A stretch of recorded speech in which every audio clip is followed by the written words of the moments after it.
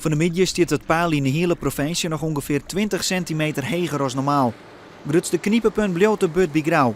Al is het water wat zakken, de problemen binnen nog lang niet verholpen. Want de soort dieken binnen nog altijd in en in week. Het gevaar blijft gewoon hoog, ja. Hele grote alertheid blijft ook in het weekend geboden.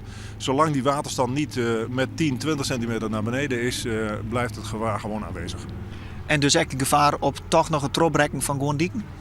Ja, als er die verweking, ik hoop niet dat het gebeurt, maar als die verweking toch sluipend zich voortgezet heeft, ja, dan kan het zomaar ergens wat gebeuren. Dus daar blijven we heel erg alert op. Het Hooglandgemaal en het Woudegemaal draaien op volle toeren en zorgen voor wat verlichting.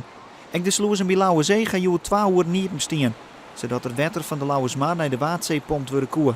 Alleen in uw provincie daar niet aan. Wat er nu de Waddenzee in loopt is vooral Gronings water. Omdat Groningen kan het via het gemaal op het Lauwersmeer pompen. Wij zijn afhankelijk van de vrije afstroom bij Dokkum en Nieuwezeeland naar het Lauwersmeer. Dus het Lauwersmeer moet voor ons wat verder zakken voordat het Friese water het Lauwersmeer in kan lopen. Dus dat had niet geholpen van Friesland? Nee, die eerste lozing heeft voor Friesland niet zo heel veel zin. Alle hulpverlening in de provincie wordt gecoördineerd vanuit het regionaal coördinatiecentrum in de Nije Meldkamer in Drachten. Daar zitten alle partijen bij elkaar. Als politie, brandwacht, gemeenten, defensie en wetenschap.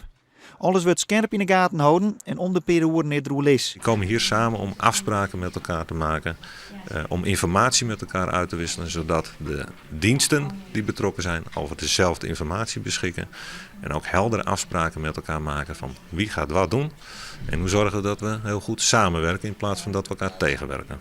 Het coördinatiecentrum is dit hele weekend nog bemand.